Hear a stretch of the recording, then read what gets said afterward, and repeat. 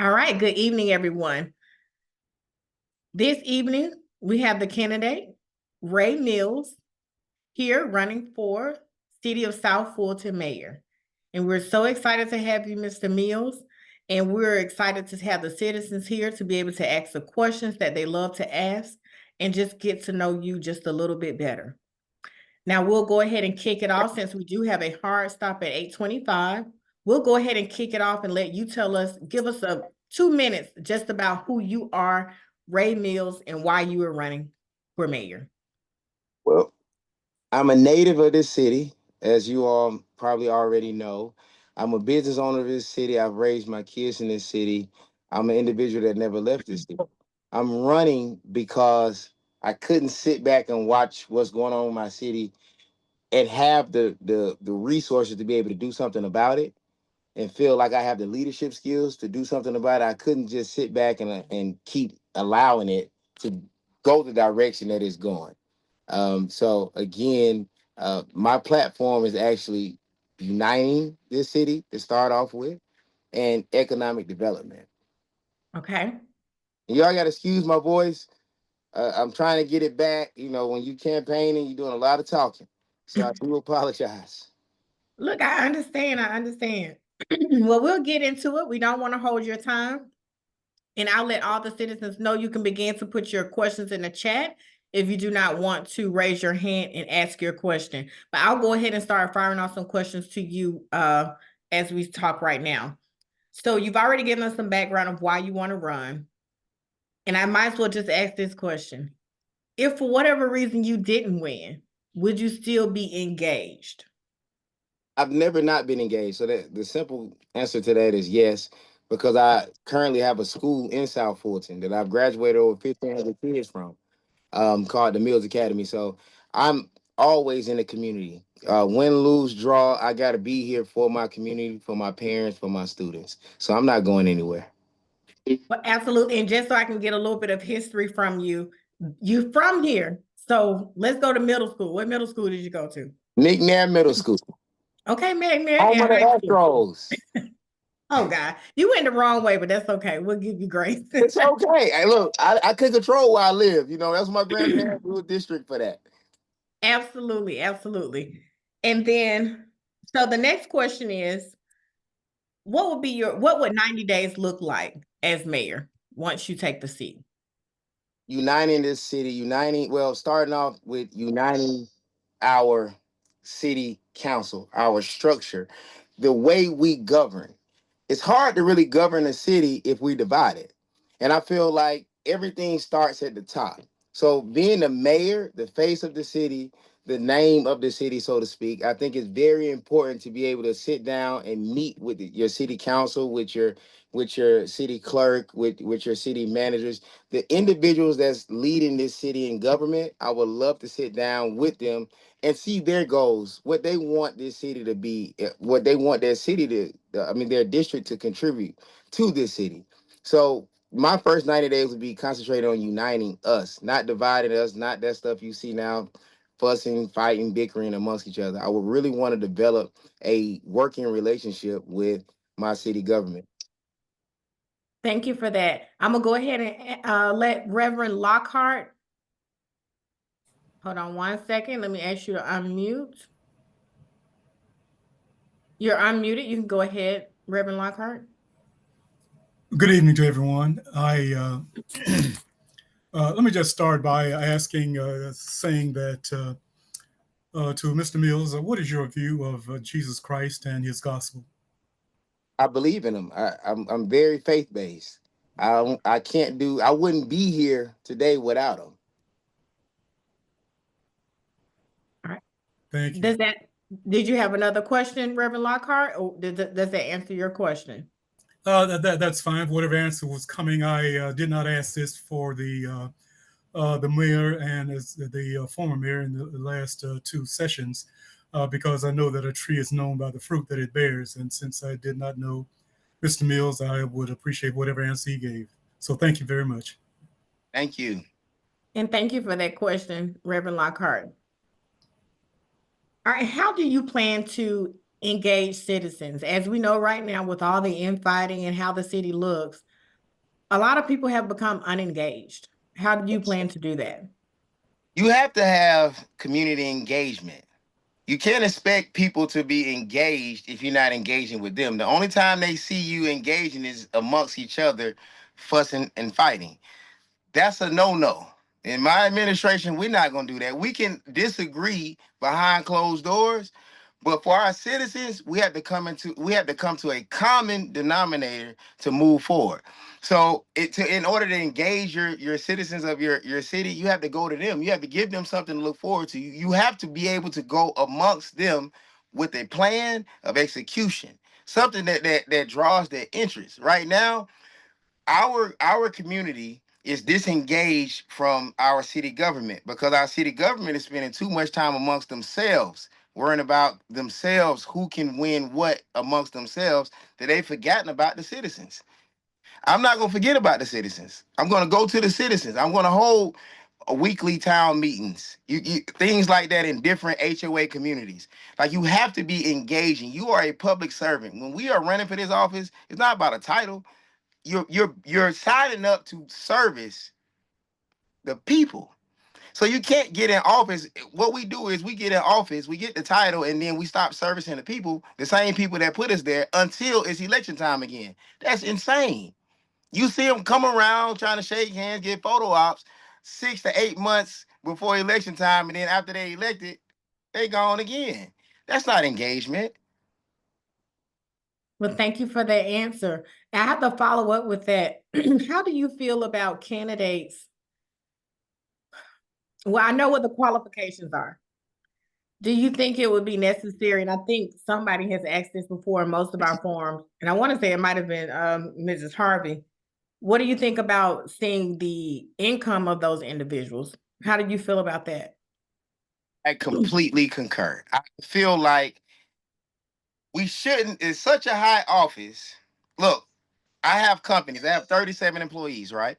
I have qualifications that need to be met in order to have certain positions. We are asking somebody to be a CEO with over $400 million budget. You hear me? With no prior leadership experience. As long as they can qualify, live in the city, have $1,400, they can get on the ballot. You don't have to be able to show, number one, have you ever led anything worth anything? That's number one. Number two, what is your income? How do I, if you listen, and I'm not saying this out of place, but I'm saying that we gotta stop expecting people that hasn't made a certain amount of money in life to know what to do with a certain amount of money when they get it. And that's not a shot at anybody. It's just called experience. We keep electing people because we feel like we like them. We're not electing them based upon what they actually have done. We need a leader to lead that know how to lead. Absolutely. So to Absolutely. answer your question, yes, I feel like your tax return should be displayed. So let's see how you manage your money. The Bible speaks about that. Absolutely. And is it an opportunity where you can put do you have a website for your company that we can? Oh yeah, it's you go on millssf.com and it's links Okay. to all of my companies on there. My parent company is Ray Mills Enterprise, and all of my subsidiaries are under Ray Mills Enterprises. I've been running. I have several seven-figure businesses in South Fulton that I started in South Fulton. Okay, thank you. And whenever you get a time, if you have staff here, if somebody could put that in the chat, we just want to look at your website if that's okay. Oh, I mean that's up to them. I mean, you can Google Ray Mills, all of that stuff Okay. will come up. You know. Thank you. All right, we're gonna go ahead and take a hand from Mrs. Pamela Harvey. I'm gonna ask you to unmute. That name sounds familiar, Pamela. Oh, I've seen her on Facebook. I've seen her on Facebook. And then after Mrs. Harvey, I will get back to, it looks like we have another hand by Arnold Jiggets. Oh, you can give me my water right here. Ms. Harvey, you have the floor. Yes, thank you so much, Ms. Mills. And I am so glad you said that about the money. Because anybody who cannot manage money, I look at twice. I got rid of two husbands who couldn't manage money. And any other relative or friends that don't know how to manage their money, they gotta go. But but You're a that's smart lady, Miss Harvey. that's very important to me. Managing your money. Yes, But ma'am. I wanted your input on what do you think are the top three infrastructure problems of the city of South Fulton? Are you speaking about, when you speak infrastructure, are you speaking about roads, or are you speaking about the infrastructure of our government? Growth. The growth. Mhm. Well, number one, we are just allowing these builders to come in and build just because they're asking to build, but we're not evaluating our actual land, our actual roads, the capacity of our roads. Are we in a healthy enough state as a city to be able to hold this growth that we currently have? So I personally don't think we currently have the infrastructure in place to be able to hold properly, safely, the growth that is coming currently to this city. Facts. I do. So I feel Thank you like so much. we need to pause, we need to regroup and reset. I feel like this is no longer a rookie city. So we need to have some veterans. We need to call some outside opinions, some outside consultants, not our partners, not our family friends, and to be able to give us a blueprint on how we need to restructure this city's infrastructure to be able to hold the capacity of growth. Because somewhere like South Fulton, they're building 4 different complexes down there, but they haven't widened not one road. You know what I mean? So it's things like that that we have to look at first instead of just saying we want people, want people, want people. Yes, it's good to have people, but it's not good to have people and congestion. Congestion just because we didn't do our homework the proper way to be able to hold the growth spurt. Thank you very much. Thank you, Ms. Thank you for Harvey. that. All right, Mr. We're gonna have a question from Arnold Jiggets. Hey, good evening, everyone. How are you? How you doing, brother? Canada Mills, congratulations on your campaign, sir. Oh, thank you. Congratulate me November 4th when I win now.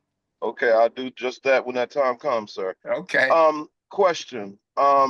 Two questions, two separate questions, if I can. Go Yes, One, sir. ahead.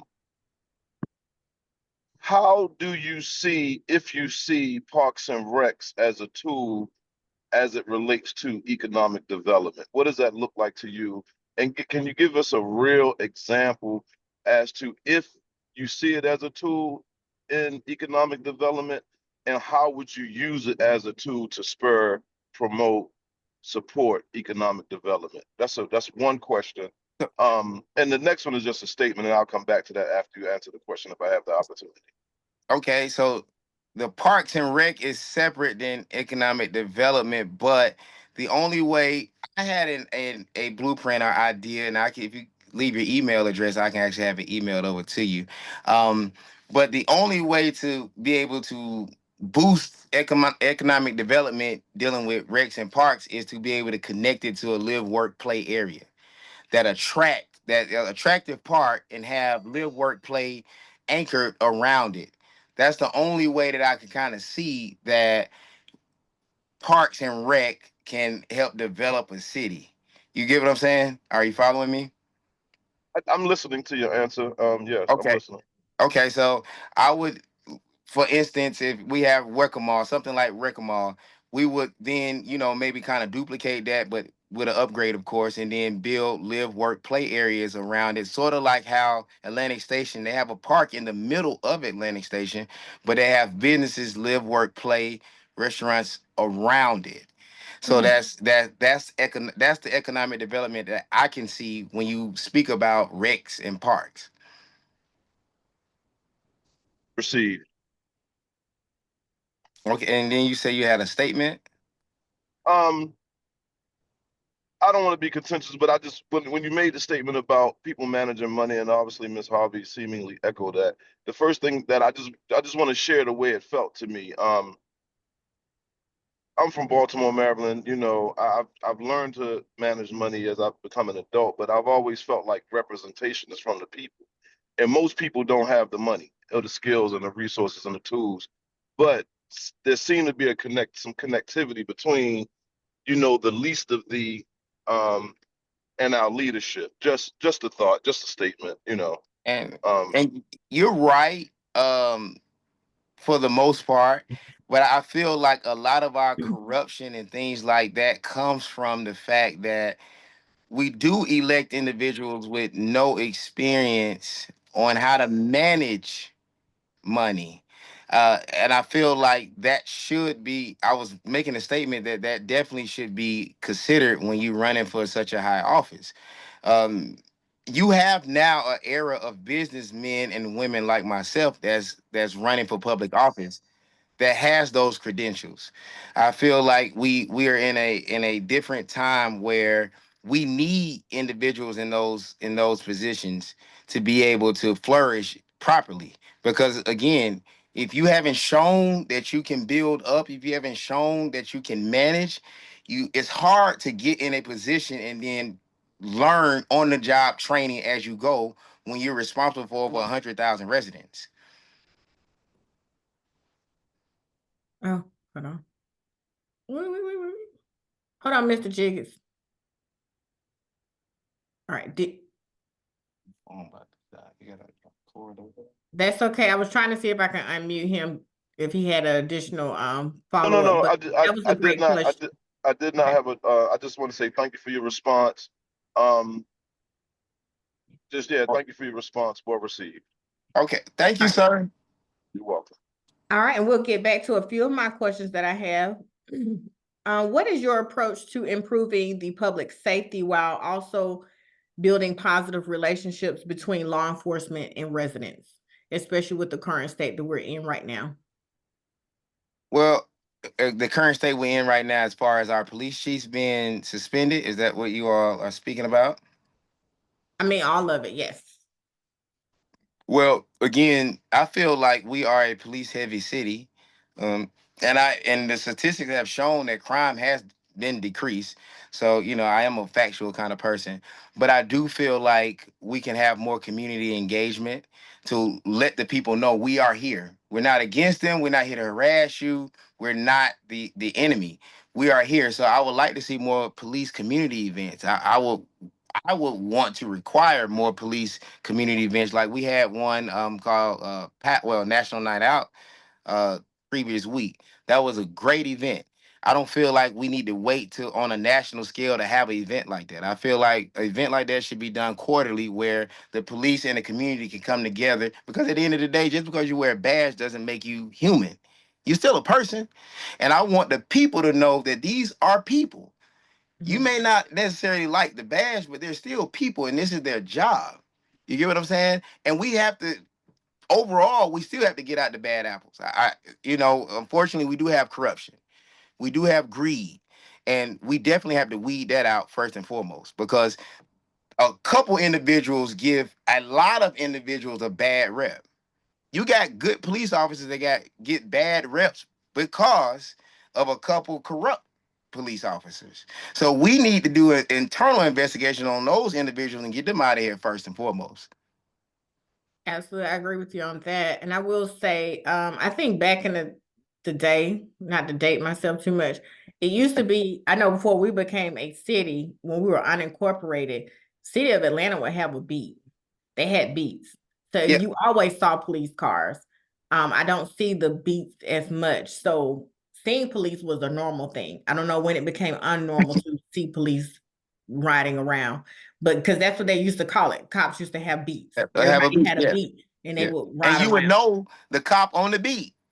You'd be like, "Hey, Exactly. that's Mr. Joe." You had So a that's how you build relationship. community. You have to know Yeah, the community yeah, and where you are. If you're consistent, they'll be consistent with you. for So I sure. think that's how you build relationships. And back to the point, as far as the money in a sense, going back with Mr. Jiggis, and I'll get you in a minute, Mrs. Harvey, or did you put your hand down?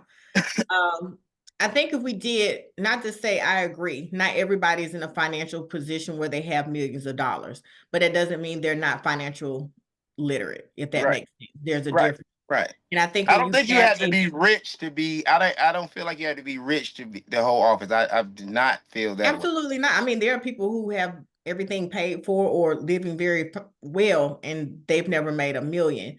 But I think when you have financial literacy, you won't have a council who is having over 300 events, because in someone's mind they say we're wasting a lot of money.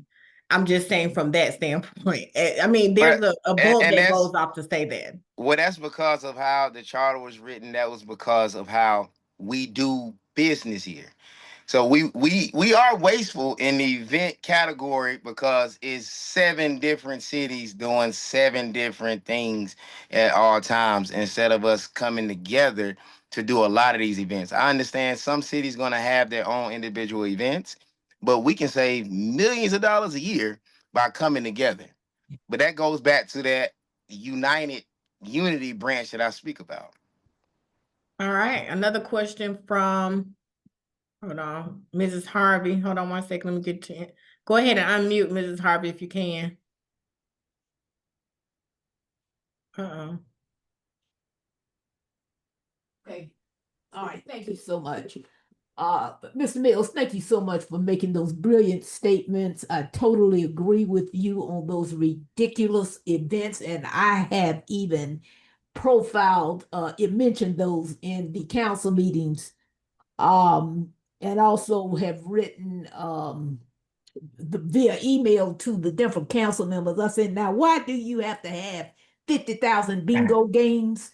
Why do you have to have Miss a tribute to Celia Cruz?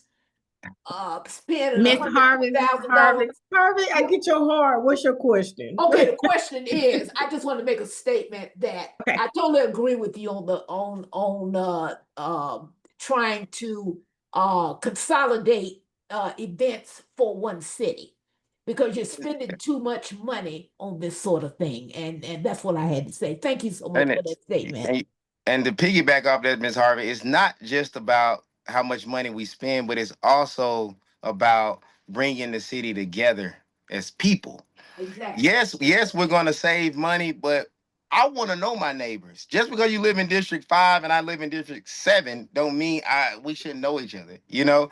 So I feel like, that is a part of uniting the city is doing things together, not separate. Thank you for that. Mr. Keaton, he had his hand up. Can you unmute? Yep. Can you hear me? All right. How you Yes, you have doing, the young floor. man? How you doing? All right, so Bless. I got a real life scenario for you. Okay. If you were the mayor last night at the city council meeting, I'm not sure. Did you watch the city council meeting last night? Of course I did. Okay, so if you were the mayor at a point of that council meeting and you had disruptive behavior, and your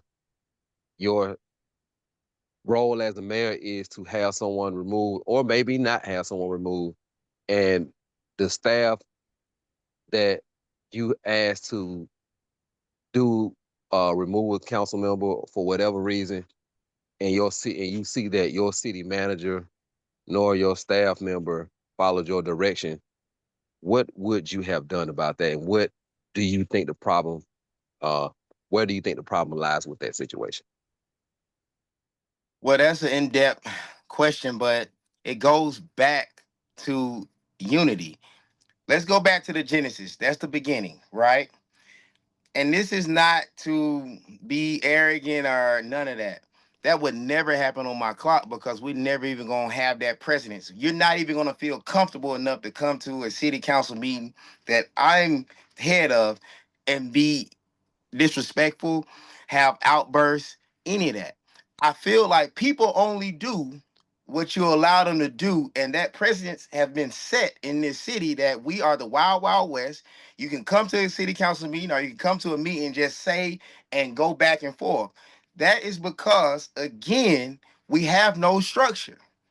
It's simple. So my brain, honestly, Mr. Mel, can't even register being a mayor of a major city like this and that happening. That only is happening because we are divided. That's why that's happening. And when you're divided, guess what? You lack respect for one another. When you're divided, you lack humanity for one another. You lack feelings for one another. You don't care. You don't care how you look. You don't care how you make the city look. That's because we're divided. So me in that chair in the middle, I'm not even setting that tone. The mayor sets the tone, okay? That's why I keep doing this. It starts here. I don't have nothing against nobody on that council and not the mayor. But again, it goes back to unqualified people sitting in those seats. Period. If you've never had any leadership training or leadership skills or anything like that, how you think you're supposed to behave? We're not your homeboy and homegirl. You are a sitting official representing a city. This ain't your homeboy homegirl group chat. This ain't love and hip hop. This is a city government, and we have set the wrong tone.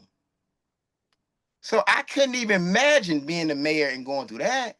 I couldn't imagine being a mayor and asking someone to be removed and then not having it happen because everybody is turning on me. And it's only like that because you have set a tone as a leader that is okay to not listen to you, to not negotiate with you, to not be with you, to not use that tone has been set. It's been set. And we have to change the tone here. And as a leader, like I told you all when I first got in here, the first 90 days, my main focus is bringing us together. So that type of stuff, we will have enough respect for one another that when we disagree, we're not doing it in front of everybody. We're not going to disrespect each other on camera or off camera. That is a tone problem. Thank you so much for that. Mr. Keaton, I hope that answered your question. And just to kind of piggyback, you did mention something about the charter. Tell me what you know about the charter, our first charter to the charter that we have now, and what things would you change? That's a It's a loaded question. joke. It's a joke. It's biased. It's on the buddy system. We got a young lady that's been in that seat a decade that's been on a buddy system with an individual that was mayor once upon a time. And they kind of changed it and did what they wanted to do over time. It's simple as that. Our charter is a joke. It is very biased. It's for 1 to 2 people, not this city. And that's why it's so important to vote. I don't even know 10 people that probably know your state representative. That's a problem. That's a problem. And the state representative is the one that writes the charter. For this city, what have we done? People, it's time to clean house. From the top to the bottom. It ain't just starting with mayor and city council. It's state reps. It's state senators. It take a collective effort to move this city forward. I can't do it by myself. I need your state representative. I need your state senators. But if your state representative don't like you as a mayor or a council, you think they're ready to help you? No, everybody need to be held accountable. When you are elected, show me what you're gonna do. If not, the next election, you gotta go. We have people sitting in our seats, and I ain't gonna say it, but I'm gonna say it. We have state representatives of our charter sitting in the seat just doing photo ops. Ask her when the last time she knocked on the door. Ask her when the last time she went to a town hall meeting and actually listened to the people. That era is over, people. If you are elected, as me as a mayor, I'm gonna hold you accountable because I understand I can't do it by myself. I have to work on the state level. I had to go to that gold dome and ask for budgets and things like that to be done. So we had to be able to work together. And if you ain't working, how can I work with you? And right now, our charter is not working for this city. It is a biased, rookie, child's play charter that was designed by basically 2 or 3 people to benefit. There you go. I said it. Thank you all for liking this, though. I see what you're saying. All right, I'm gonna ask another follow-up question to my question, and then we'll get to Mr. Snellings. He has a question. It was asked here before. Mr. Snellings, Yes, we is have. that the guy who over Mark Baker campaign? I'm not Oh, sure. okay. Y'all got to understand one thing about me. I'm gonna be honest with you, truthful with you. I'm not here to BS with you people. Let's go. No, and we appreciate that. So my other question don't to have a that is, question, it was Shayna. I asked was just before. Hold on, Mr. Now, Snelling. I was just playing with you, Rashad. I was Hold just on, playing. Mr. Snelling. It was, oh God, I forgot the question. Go ahead. It was in reference to the. Let's get it together. It's Oh, okay. okay. So we Okay. did have a few. Okay, let me go back. We had a few employees who used to be employees of City of South Fulton, correct? They left because of they tried to either whistleblow, they tried to correct things, hold people accountable. They were either fired or they were let go or they left because of bullying. My question is, and I've asked this to all the candidates, would you hire them back? Would need to see their records and their performance records to be able to do that. But yes, I want good, honest people here. If I'm doing something wrong, tell on me. Okay? Like, that's the problem here. That's called corruption. That's called no accountability. That's called I want to do what I want to do. And if you see me doing what I want to do and you say something about it, I'm gonna get my buddy to get you up out of here. That we can't grow like that. So Like you that's would why be this willing city to is stagnant. You said So what? you would be willing to hold an open job hunt for those individuals who are being Yes, fired? for sure, because they lost their job by doing the right thing. And that is the wrong message that we don't want to send as a city. We don't want to send a message that if you do right, you're gonna lose your job. So what happens? The corruption gets bigger because there's everybody's scared to really do their job. So everybody turning the other way. They looking the other way because I gotta feed my family, and I'm afraid to say something about you taking money. I'm afraid of you to say something about you using the P card. I'm afraid that you riding the clock, whatever the case is. They afraid, and that's not the tone that we're gonna have with me as mayor. I appreciate the answer. All right, Mrs. Snellings, it's on you. no, I didn't have a question. I was just asking if you can maybe co-host. Will do. Thanks. All right, Miss Patricia.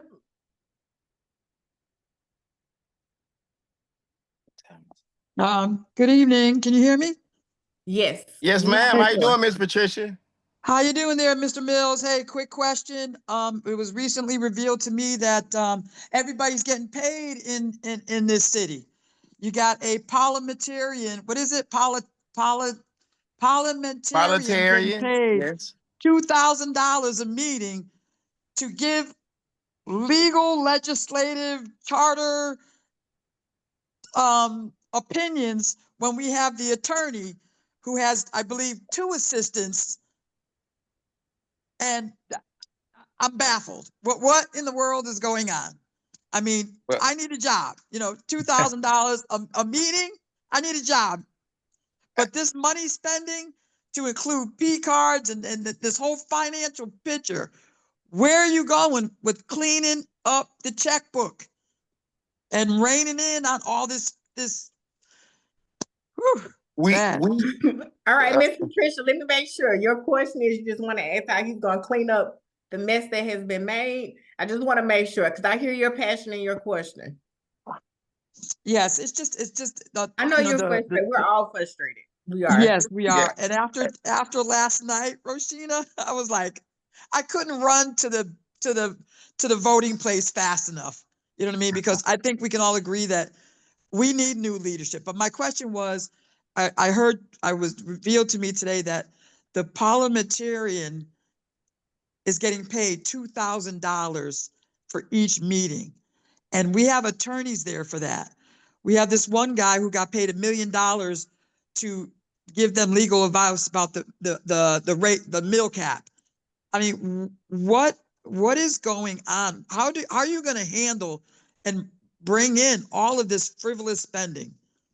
Well, what's been happening is we as a city is being taken advantage of as an open ATM by lack of management. It's simple as that. Um, They feel like they can just come over here and do and charge whatever they want to charge because we have lack of management. We do not know any better. That's how they feel. Not understanding that you got two people doing the same job and it's costing the city $96,000 extra a year. So my solution would be a true outside forensic audit of every department, not just one. Everybody that has a P card in detail, not just annually, quarterly. Because one thing I've learned is when you shine a light in darkness, what happens? You can see. And usually people don't want anybody to see what they're doing. But if we are constantly shining a light on it quarterly, guess what usually happens? They either get caught or they stop. Because if you're held accountable on a frequent basis about how you're spending these taxpayers' dollars, you're going to think twice and understand those are not your dollars to spend. That is the taxpayers' dollars to spend. We have to have proper management and leadership in place in order to change. We're still operating as a rookie city and we're no longer that. So you have these individuals that I may know somebody that know how to do this, and then they come in and it's just a money grab. We are a walking ATM. That's what we are. We have a lot of things that we pay for in this city that's not needed. What you're talking about is just one. So outside forensic audits quarterly will put a halt to the mishandling of funds immediately. all right, great question. That goes into my next question for you. We do have a question in the chat. And before I ask the question in the chat, give us your thoughts on the city manager, from the old city manager to the new city manager. What are your thoughts, and what are your thoughts on the pay? The pay, of course, it's pretty high, but I feel like the city manager will operate better if it was less pressure put on them. And what I mean by that is, I feel like we're not getting the best version of our city manager because certain members of council and certain members of government is always trying to pressure them to do things that they want them to do, as if they are a personal hitman for them. So one thing I learned about people, when you give them a healthy, non-toxic environment, you got to give them somewhere to flourish. It's hard for me to judge or grade our city manager right now because they have been operating in a toxic area. They've been pulled 10 different ways. You've been forced, your back has been forced to the wall constantly. So I personally don't want to give her a grade because of the environment that has been presented, if that makes any sense. I don't know what you can and cannot do because of the environment that you got hired in. All right. We have to change the soil here in South Fulton. There's a lot of good seeds going in bad soil. They may have came in with great qualifications, great ways they want to improve, but when you put it in bad soil, what you think gonna happen? Ain't nothing gonna grow. Nothing's gonna grow. And that's what's happening. You bringing good people into bad soil, and we need to tilt this soil. We need the proper fertilization here for anything to grow. So it's hard for me to grade anybody that's currently there because they came in bad soil. Thank you for the answer. Next question we have is from Rakia, and you can correct me. I do apologize if I'm mispronouncing your name. Rakia Butler. I'm a third generation resident currently in District 7. Can you speak more about your experience as well as your vision for the city during your potential term and after? Yes, we're going up. We're going organized. We're going structured. We're going united. I can go in more detail. It's on my website, but I feel like this has been a stagnant city. We voted for cityhood because we wanted better. Most people that voted for cityhood never imagined it was going to end up like this. We wanted better, but ended up with worse. When we was unincorporated Fulton County, we already had problems, right? That's why we wanted to come and be our own city. Now, as our own city, we can't get it right. But November 4th, we have a chance to get it right. My plans for this city is to have somewhat of a mirror of Atlanta. My plans for this city is to bring technology in to pull it forward, not backwards. We have to look 10, 15, 20 years into the future of what's going on now with AI, with technology, and I feel like our current infrastructure is not doing that. We again, I always tell people I have 3 kids and I have to take them outside of the city to enjoy them. I have to go outside of the city to have a decent, healthy meal. I have to go outside of the city to even take my woman on a nice date. We don't have anything here. We have been stagnant. Only thing we want to approve around here is beauty supply places, liquor stores, and Valvoline. Somebody had to say With it. that, with that being said, how do you see fit? Let me ask this question. It's like Quasar. I'm trying to read the chat and talk at the same time. Mrs. We got Linda quite a few people here. Okay. Yep, Mrs. Linda Brooks Cooper. She said, what are your thoughts on, and I was going to get to that too. What are your thoughts on data centers? I mean, the warehouses are already here. Data centers, and how do you stop so that's one question. What are your thoughts on data centers? And then the second question is, what are your thoughts on how do we slow down development? What is your plan for that? So let me tackle the data center first. The data centers themselves is not the issue. It is where they're being placed. I feel like our focus has been too much on approving and bringing in these data centers and not on actually improving the quality of life. A data center is not giving giving us a better quality of life. It is a revenue generator, but it's not giving us a better quality of life. I would pause data centers. I feel like we have to be able to sit down and go across and reach across the aisle to Union City because Union City is our partner, right? It's including Fairburn, and really talk about why are we putting data centers just because you own this piece of land? Why has this got to go in my constituents, my citizens' backyard? It has to be another way. But if we don't communicate, if we're divided, we're unhealthy, we don't bring anything to the table. So I personally feel like we need to stop data centers in this city. I get We it. have 7 that's coming. I understand. And we're going to have to reevaluate something. ASAP. How we have 7 data centers coming, follow me, people, but we don't have not one movie theater coming. We don't have not one 3, 4, 5-star restaurant coming.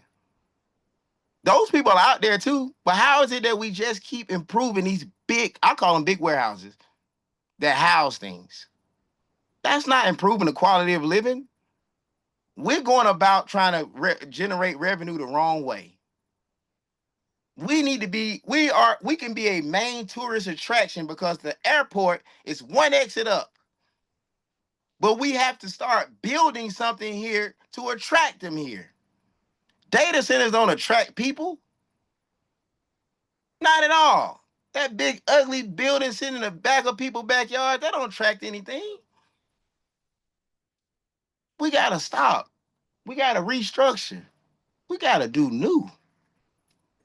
Thank you for that, Mr. Mills. And before, I'm gonna ask one more question and then I'm gonna get to Mike Dunn. So my next question is, if you take office, and I've asked this to the other candidates as well, would you be opposed or would you be receiving of the council and the mayor having like an advisory team? And I'll give you an example of what I mean about that. An advisory team is not paid for. There would be volunteers of individual citizens in our area, South Fulton, who are experts in different things, i.e. real estate, i.e. development, i.e. engineer, And I know these individuals, and I know people who are just like me, frustrated, but they don't want to be seen. They'd rather just advise. So how do you feel about the new group? I'm just gonna go ahead and speak it in existence. The new group of people coming Start the in. coalition. I've already named it. I already have one. That's Okay. how I got to where I'm at. One man can't make all the decisions. You need something to bounce off of individuals that won't always agree with you on a personal level. I call it the coalition. I feel like every person that has a level of power needs an advisory board. You shouldn't be able to wake up in the middle of the night and make a decision about a city or a district just because you want to. We got to stop that. In business, it's natural. We call it a board. In my business right now, I couldn't just go out and buy and do whatever I want to do. I would have to bring it to the table and justify why I would need this purchase. The coalition, I've named it the coalition, would be the advisors, like you said, it's a non-paid role of community leaders, individuals that can move the needle, that I can run ideas and things past. So I'm 100% in agreement with everybody that's elected having an advisory board. Thank you for that. And just to reiterate, everyone, this evening, thank you so much for logging in. Thank you so much for your engagement and participation this evening. I thank everyone who has joined every night. As always, please enter your questions into the chat. I am getting to the questions in the chat. And if you have a question, would like to raise your hand, please do so. All right. I think Mr. Dunn, you can go ahead and unmute and ask your question. And then there's another question in the chat from Mrs. Patricia.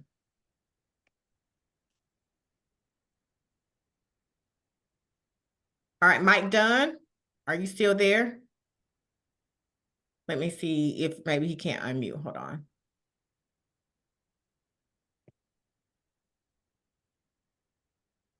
Okay, there we go.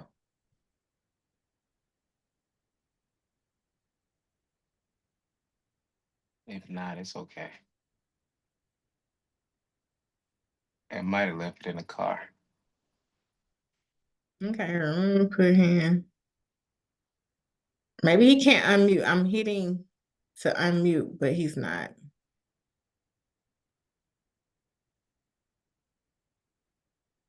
Okay. He said I can't unmute. Yeah, I can't unmute. Hold on. I'm not gonna do that. I'm not about to help. Hold on one more second, Mr. Don. Let me try and unmute you again.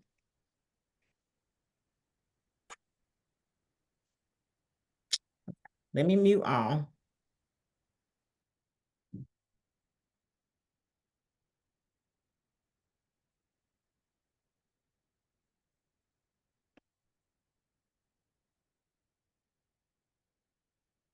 Okay, Mr. Dunn, can you unmute now? I've made you a co-host.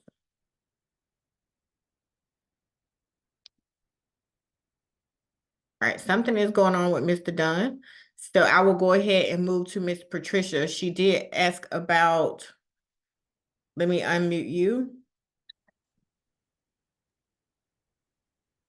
Okay, Miss Patricia, you have the floor. Hey, thank you, dear. Just a quick question. I know you guys were talking about Mr. Mills was talking about a coalition advisory board and things like that. My question was, why not get paid? We have an economic planning commission, we have the zoning, we have an economic development, all people pretty much capable of handling their particular skill. And I'm just questioning, like the zoning and the planning, they don't get paid either. But you want a commission or a coalition, but you don't want them to get paid for their expertise in the areas that we need addressing. So I just wanted to just get an understanding of why it should not be paid. They should Well, not be paid. well, personally didn't say they shouldn't. I think that we was just speaking in general of having an advisory board that's basically formed of individuals that do have particular expertise that are volunteering their consultation to the mayor or the city council.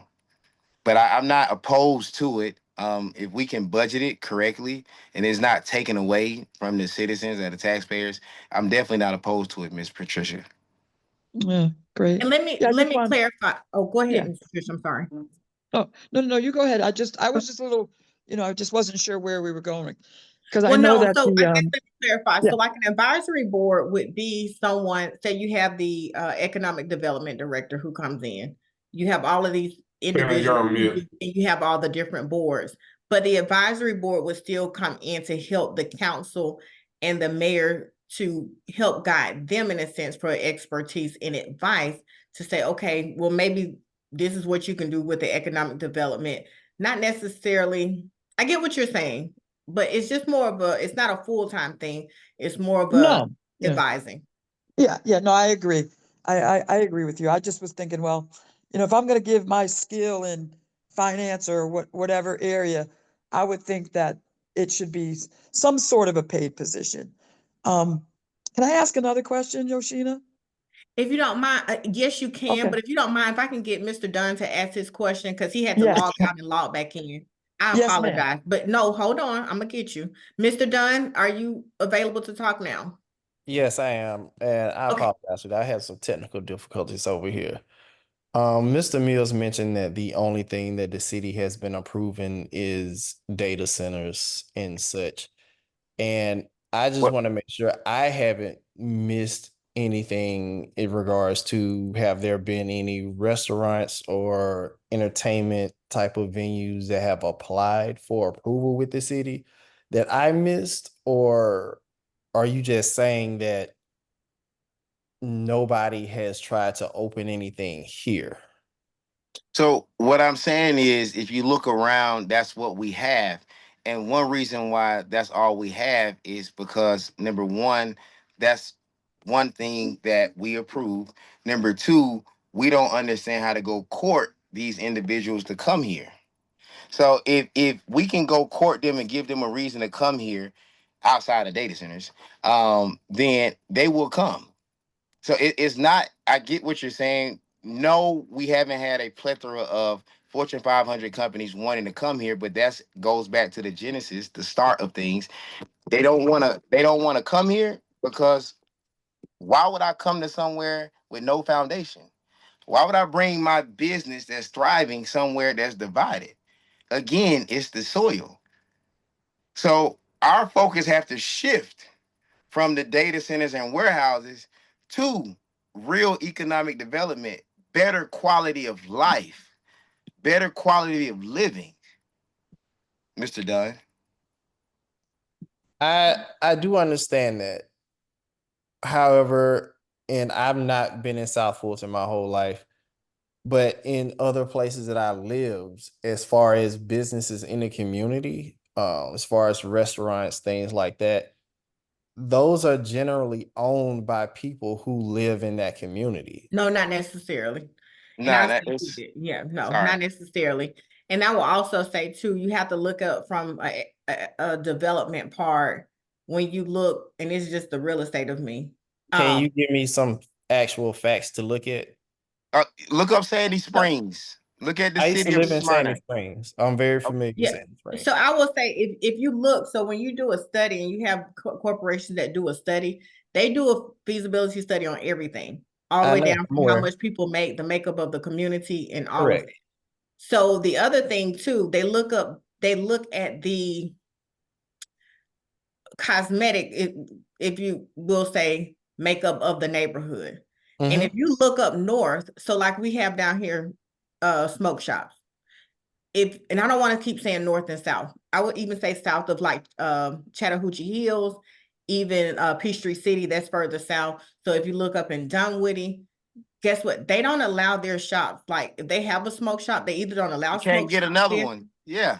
Right. They don't even allow smoke shops, or they don't even have like, they can't have pictures or the graphics of it because it devalues the neighborhood. So it's things of that we have to do in our area. And that's the reason why we put the ordinances or we put the codes in place in the plan, because we want to know what our city is going to look like. If you go down in Fayetteville, so a lot of times when we compare to other cities, when they develop, they develop because they're being exclusive to themselves. Let me stop because I know I'm moderating, but I want to just say that part. So No, it's you just you different how 100%. every city is No, developed. I'm very familiar with that. Um, I don't see any smoke shops over here, but I digress. It's a You lot don't see of any them. smoke shops in South Fulton? It's a lot of them. I haven't seen any. Okay. Not on Well, my thank side you of so town where I much. live. So Okay, well, thank you, Mr. Dunn. And I'm not saying you don't, but let's continue this conversation. We can do it offline, but yes, let's continue to talk about that. I think that's a great conversation. So everybody has a different perception and not to bash one perception from another. I will get to Miss Harvey. I see your hand up. Let me also get to the chat as well. And also just a reminder, we have about 20 more minutes left with Mr. Mills. All right, so I have a question from JD. What are your thoughts on the strong council versus a weak mayor form of government that South Fulton currently has? I don't like it. I feel like if you look at, let's say, Atlanta, look how they have been developed in the past 2 to 3 decades. It's not about one person being able to have all of the power, but if you elect the right leader, they can push the city forward. I'm not a big fan. I understand we are a weak mayor city by charter, but I'm not a fan of it because what happens is if I have a vision, if I have the connections and I've crossed every T and dotted every line, and I have 3 people, 4 people that just don't like the idea, they can't see big enough, they can't see further enough, then now my vision is stalled for this city. So that's what happens when you have a weak mayor system. It only will work, a strong mayor only works with the proper leadership. You got to have the proper leadership. But if you have the proper leadership in a weak mayor system, that leader can be decreased. His leadership is automatically decreased and suppressed based upon his council. And if his council don't have the correct vision, if his council is stuck in their feelings, if the council just don't like something, then they can block progression. And if you look at the history of weak mayors compared to strong mayors, you can see the results of the different cities. It's proven. Documentation beats conversation. These are facts. That it's much harder to get things done and progress done in a weak mayor city than a strong mayor city. Look at Atlanta. They stay going up. They stay going up. That's our neighboring city. They stay going up. That's because they don't need all of these people approval in order to execute a vision. You're electing leaders based upon their vision. Now, why is it that we're going to elect a leader, a mayor, based upon his vision, and then have to suppress his vision once he get in that seat? Then we don't need to look at his vision because his vision can't be executed without having 4 other people sign off on it. So we need to either change the charter or start electing people on our city council that have similar visions for the city. If not, we're going to be in the same place the next 4 years, 8 years, 12 years. Y'all get the hint. Thank you for that, Mr. Mills. We have another question from the chat. It says from Mrs. Linda Brooks Cooper. I don't understand what the council as it is today and the restrictions they have placed on the mayoral position. How would you go about, well, you kind of touched on that already, implementing your suggested plans?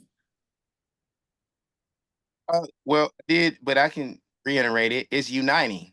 And I feel like it is too much dividing, not one vision. We can't have 8 different visions for one city. We just can't.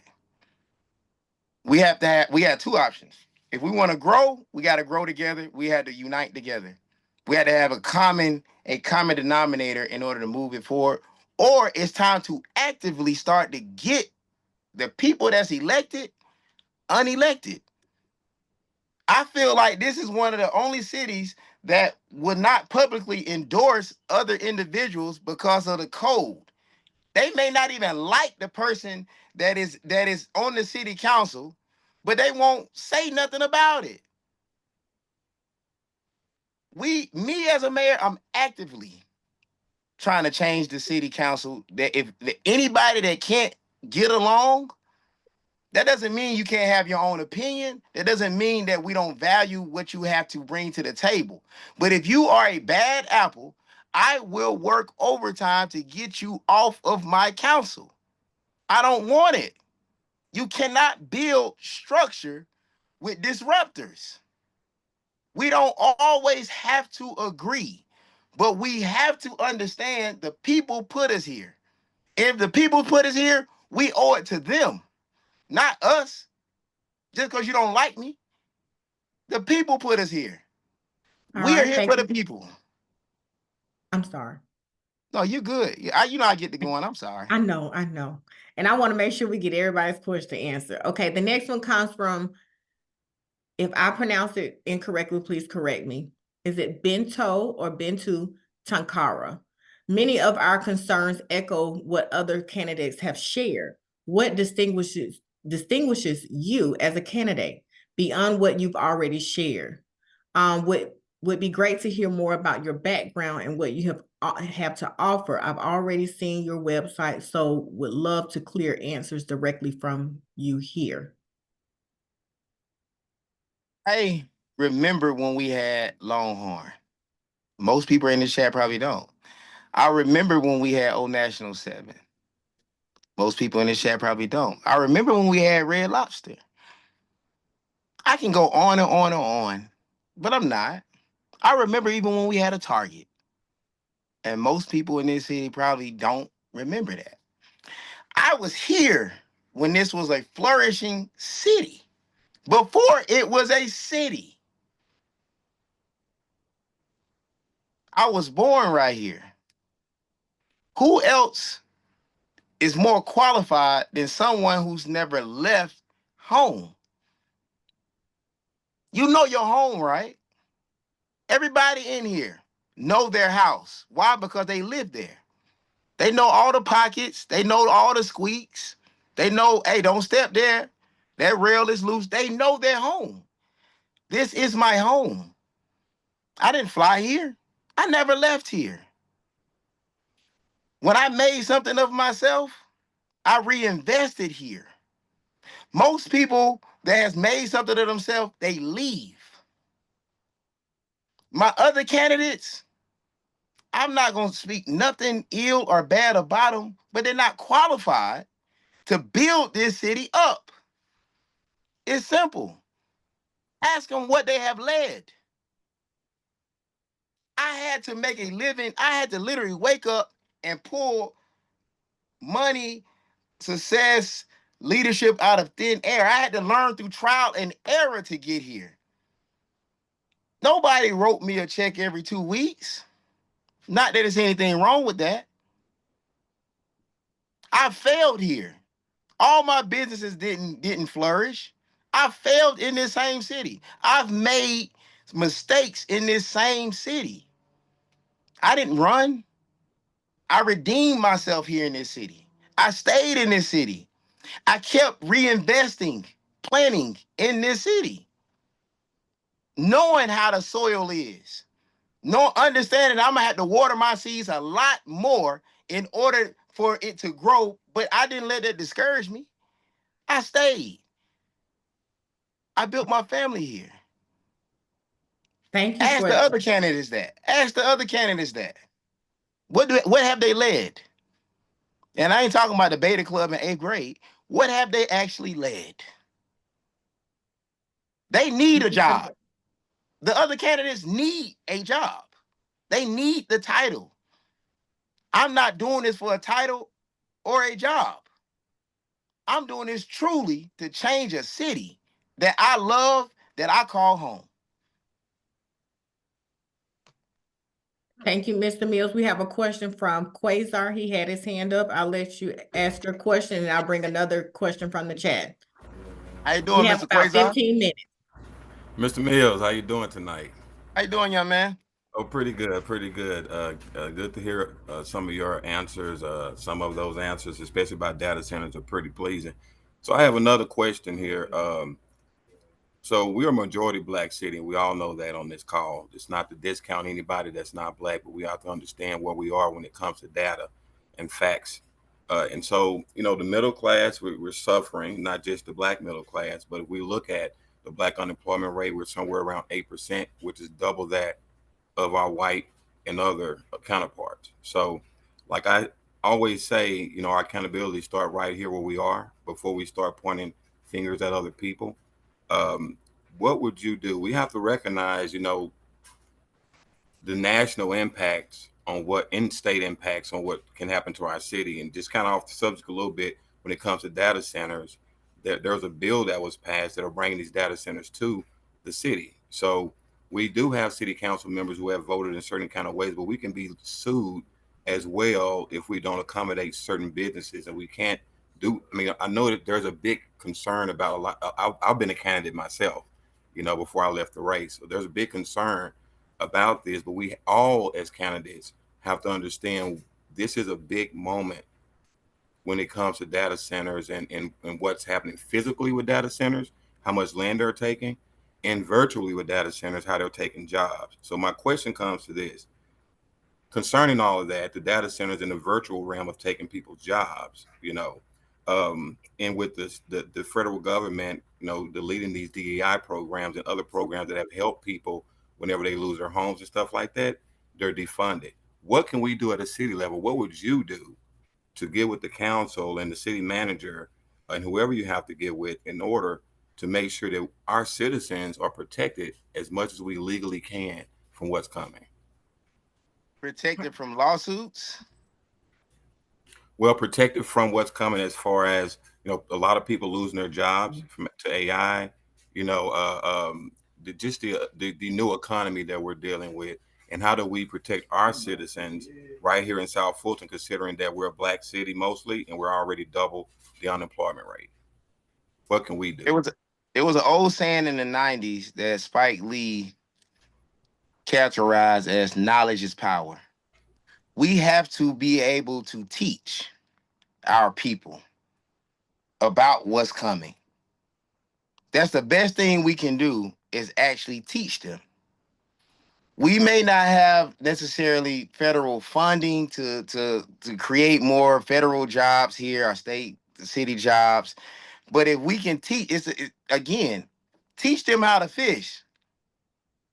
Teach them, show them. Those that want to actually excel, those that want to be protected, that has the interest, let's teach them. Let's create programs for them. We have enough talent, we have enough creativity in this city that we can do that amongst ourselves. City of South Fulton have a lot of success stories, a lot of successful businesses, a lot of successful people. We have to come together. Listen, I know I'm being redundant at this point, but it's about uniting. It's about bringing the people together.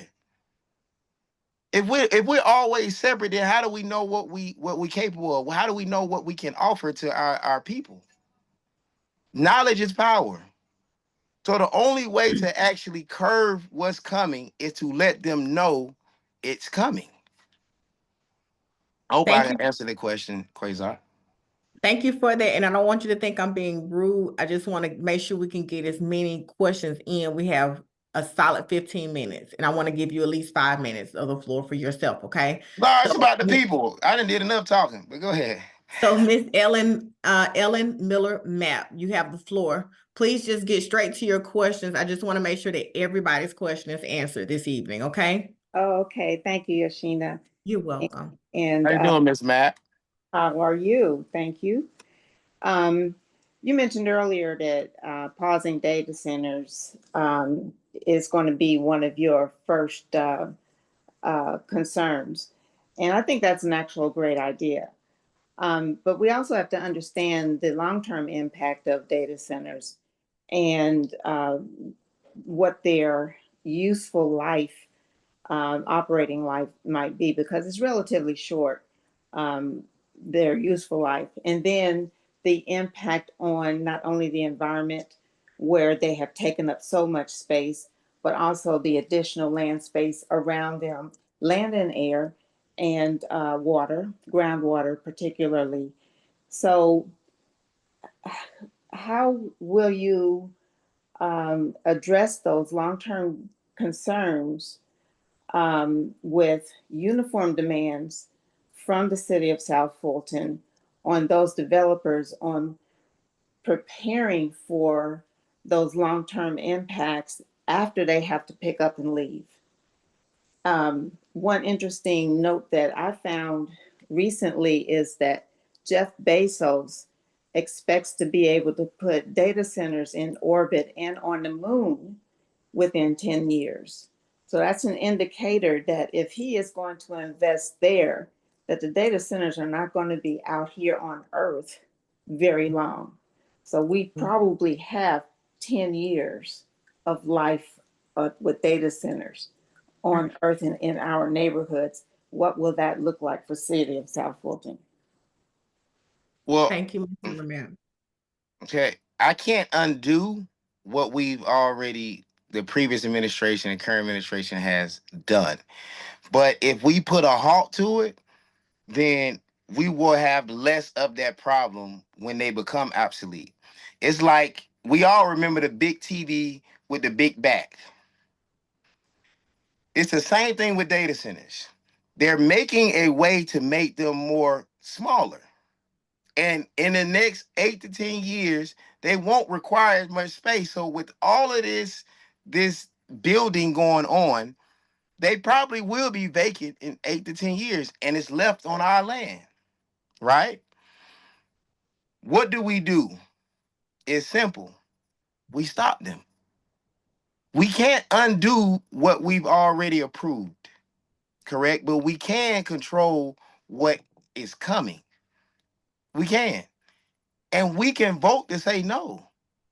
We can get our revenue from somewhere else that improves the quality of life. Data centers are very harmful to our health, our water, our infrastructure in itself. Data centers, again, I'm not going to get too deep, but it's a reason why they would target a predominantly black area with all these data centers, and you don't see this same thing 15 to 20 miles north. And the main reason is they ain't having it up there because they have structure and proper leadership. They not even gonna try that up there. They're not gonna try to have a data center across the street from another data center and then it's a neighborhood of 200 houses within a mile. That's insane. Our leadership approves crap like that because we don't know any better. All right, I'm gonna stop you right there. Let me get Miss Harvey to ask her question, and I have like 5 in the chat. We're zooming through. We do have a hard stop at 8:25. I'm sorry, because we do have another candidate. Miss Harvey, go ahead with your question. I'll be brief. Let me just say this, that the data centers, one I do know that's going to be built is on private land within the City of South Fulton. And the property line edges up against Union City. So that can be a problem if you don't own the land. And I can tell you one thing, you will never see them in Chattahoochee Hills because Chattahoochee Hills owns 70% of their land. Okay, I'm finished.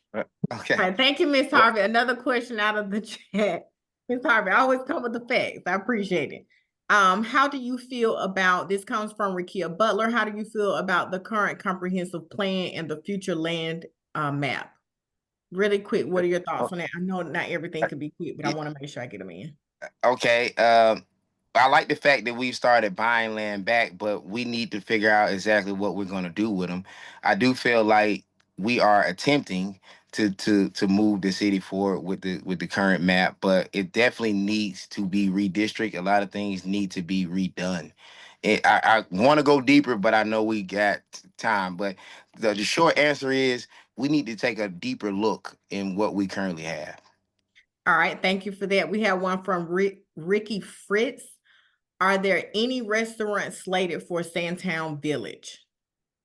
It is some boutique restaurants that I did see in the drawings. that will back into that whole little area over there by Publix and stuff. All right, thank you for that. Miss Ellen Miller Map, her question in the chat was, we need entertainment centers, city centers.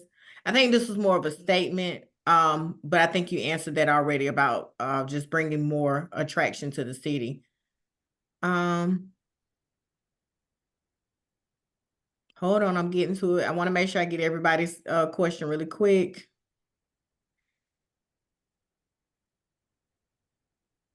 I'm coming late. Da, da, da, da, da. Somebody else had a question. Maybe I can't find it. Someone did mention about, oh, here it is. Sean Walker. He asked your view on homelessness and mental health in the city. We need programs. We have enough land to actually build something for them. It's not necessarily about creating them shelter, but you can give them shelter, but if you don't actually tackle the mental health issue, then it's gonna end up the same way it started. So I definitely believe that we need more city programs within the city to be able to tackle the mental health issues that we currently have, because a lot of individuals that's homeless have chosen to be that way based upon how they mental perceive life. Thank you for that answer. And it looks like we have one more question from Quasar. What's more important for right now? New fire center or a hospital? What are your Hospital. thoughts? Hospital. This city, the elderly rate is pretty high. I was raised by senior citizens, my grandparents, and there's no reason why a city of this size don't have a hospital. Even close by, we have to actually go to the city, or we have to go to Fed, or even further. The closest hospital we had was off Cleveland Avenue, and they closed that. And now we have all these pop-up urgent care centers. So I definitely would want to put that in the plans of South Fulton, is to bring at least an outpatient hospital here. I see Union City is doing it with partnering with Grady off of 92, and there's no reason why our city, which is bigger than Union City, by the way, has more to offer. I just want to say that. And that comes from leadership, people. I thank you for that. I think I've gotten everybody in here. I just had one comment. Oh, so that's correct. Looks like Bento Tankara. She mentioned that officers are becoming more equipped with mental health response. That is correct. There are certificates that officers can get. I think it is a great class for officers to take to kind of recognize mental health in getting that. I actually have mine in public health. So yes. Okay.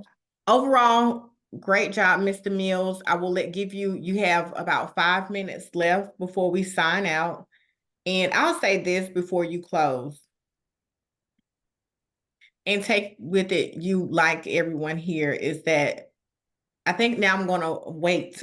I'll say that I'm gonna wait before I put my vote in, because right now it is such a it's a time to make sure that we do our due diligence. And at first, I thought I had my mind made up. I even have my sign in my yard. But I want to make sure And then that you interviewed me, and I know it was like, hold on, let me pause. It's okay. Listen. No, We I say can't. that, but I'm I saying we get can it. I make sure thank we you. listen. But I think that's what we always do. We want to make sure, let's go ahead and make a decision.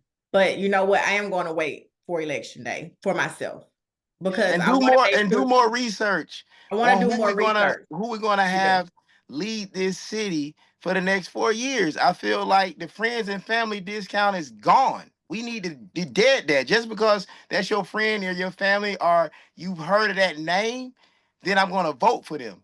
That's how we got in the situation we're in now. Okay, we got to really vet the candidates properly, not based upon how we feel, but based upon what have they actually done. Can they lead? Yes, they may be my friend. Can they lead though? What have they actually led? Would I trust them to lead my life? That's what I tell my voters. Would you trust this city council to lead your? I know you probably wouldn't trust them in your house. We got to stop reshuffling the deck, people. That's what's going on here. 4 out of the 8 candidates has already showed us what they can do. in leadership. And guess what? We're still here. We ain't got nothing new. And again, I'm not doing this to take any shots, but as a citizen first, a candidate last, this is insane. They keep trying to elect the same people, with some of them with different titles, and expect to have different results. No, if you was on city council, what did you do? Let me see. Okay, you helped get us in this mess. You think we need to make you a leader? You helped get us here. What you gonna do different in that chair than you did over there? Let's be for real, people. My grandma used to say common sense ain't so common. We got to bring common sense back. Let's stop reshuffling the deck. We've seen majority of the candidates for mayor what they can do in leadership. We've seen it. We've seen it. We've read this book. We don't need a sequel. Somebody's running right now. We already fired twice. Y'all think that the third time's a charm? We got to start being honest, people. We don't need a sequel to South Fulton. We need a whole new movie. I thank you for that. And I would say, is there any additional information you'd like to give to the people before we close out? We have 2 minutes. Mills for South Fulton, millssf.com is more, you can find more about me. Again, my leadership skills has been displayed. I'm not perfect. I've had my issues in life. You know, I'm not here to downplay anything that's happened to me in life, but my leadership skills, my wisdom, my faith in God brought me through it. We need to have somebody in that leadership chair that's actually been to war, won the war, came out of the war, and is still going. When you expect to lead a city, that means you are the leader. You're the face. We can't afford another 4 years of a city with no identity. That's what we are. We're a city with no identity. And it starts at the top. It's time to elect a leader that has led more, as I said, than just class president in high school or the Beta Club. They actually led. They actually have been responsible personally. I'm responsible personally for 37 people putting food on their family's table. That's a different type of leadership. That's a different type of pressure. That's what we need. That's what this city needs. We need somebody who has fallen down and got back up and got the scars to prove it. That's what we need. This city needs the proper redemption. The city needs to be new. And I'm that guy to do it. And I appreciate having your vote too, by the way. Well, I thank you so much in those closing remarks. I thank you, everyone, all of the citizens who have logged in and taken the time. Thank you all. Thank you for coming. Thank you. Yes. Thank you. And I do ask that if there are any other individuals who are campaigning for any other candidates, that I ask that you don't post any of their information in the chat. This is strictly for every candidate. We Yeah, have that was had tacky. Whoever before. put Carmelita Gums for that gum. Very That's tacky. fine. Let me handle it, Ms. Mills. I got you. Thank you. But yes, Okay. please make sure that you don't do that, because we want to be fair to every candidate. Do not do that. So moving forward, again, Mr. Mills, thank you for your time. You could have been anywhere this evening. Thank you for sharing with us. Thank you for allowing us to hear from you and giving us something to think about. Have a blessed evening, everyone. Thank you all. Thank you. Look forward to serving you. All right, no problem. Hey, real quick, I put the information for our next meeting is in the chat. It will start at 8:30 p.m. And I look forward to seeing everybody on that call. Thank you, everybody. Yes, see so you all much. at 8:30. Have Thank a you. good Bye.